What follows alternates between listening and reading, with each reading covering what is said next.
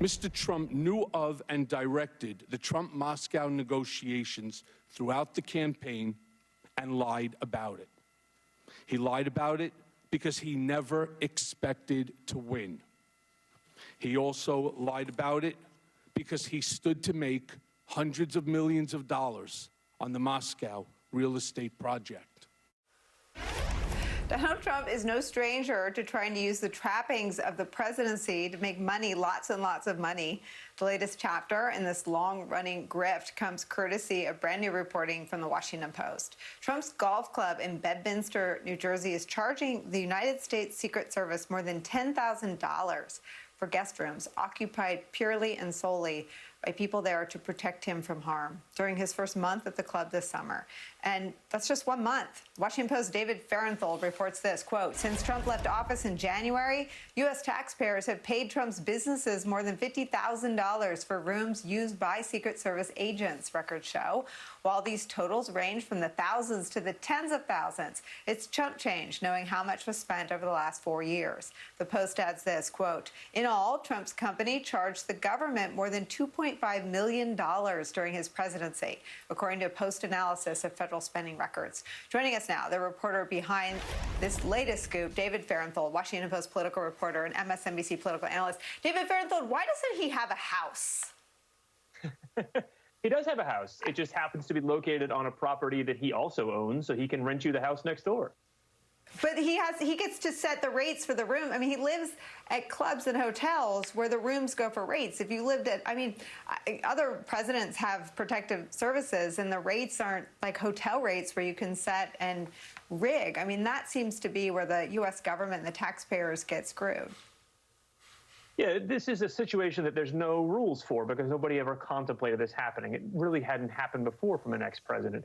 So the Secret Service can spend whatever they need to get rooms near the person they're protecting. And in this case, Trump, because he spends all his time at his own properties, he controls the rooms they need, and he can charge whatever he wants. At Mar-a-Lago, he's charging $400 a night, and at Bedminster, it appears he's charging $564 a night for a cottage that the agents use near him. And this goes on, David, indefinitely? It appears so. You know, I was interested to see when he obviously he did this the whole time he was president, and I was interested to see would it change after he left office. And it does not appear to be. It appears to be following the same pattern. So assuming he goes from Mar-a-Lago to Bedminster to Mar-a-Lago back again, doing the rough math, it looks like about $175,000 a year the taxpayers would be paying Trump basically for the privilege of protecting him. And David, your body of reporting has always sort of been at the intersection of how his businesses have profited from the presidency. What do ethics officials and experts and lawyers say about this? Well, the word ethics is right here, because like I said, there's not really a law that says you can't do this. And the ethics experts I've talked to said, look, you know, ex-presidents typically see themselves as sort of still engaged in public service after they leave office. They're not working for the government anymore, but they're there to serve the public good and give back to the country.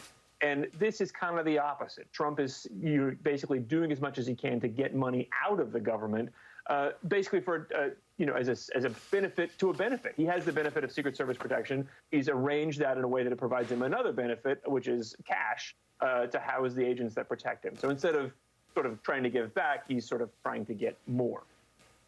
Yeah, I mean, I think we're a long way from giving back. He's defending an insurrectionist in today's news cycle. Let me read some more from the reporting. Legal experts have said there are no laws to prohibit Trump's company from charging the Secret Service rent at his properties, either during or after his presidency. The rate is effectively up to him. By law, the Secret Service can pay whatever it must to rent rooms near its protectees for use as command posts and meeting rooms. The service is more focused on the protective necessity as opposed to how much is it going to cost after the fact. There's nothing they can do if rates are high, said Jonathan Wackrow, a longtime Secret Service agent who now works for the consulting firm Teneo. It's a question of not can they do it, but should they be charging that much? Is there anything to protect the Secret Service from paying rates if it's a busy weekend at Bedminster and rates go through the roof? I mean, is the rate sort of leveled out or is it subject to change? From past experience, it seems like the rate is constant. There's this cottage at Bedminster that the Secret Service just charged for every single day. That was the case when Trump was president, every single day of the summer. That was the case when he was president. Seems to be the case now. But it doesn't seem to go up or down depending on the availability, but it also means that they get charged even when Trump isn't there. Trump now goes into Trump Tower Mondays and Tuesdays of every week. When he's gone, it appears the Secret Service is still getting charged for that cottage. It's amazing. David Fahrenthold, thank you for staying on it, and thank you for joining us today to talk about it.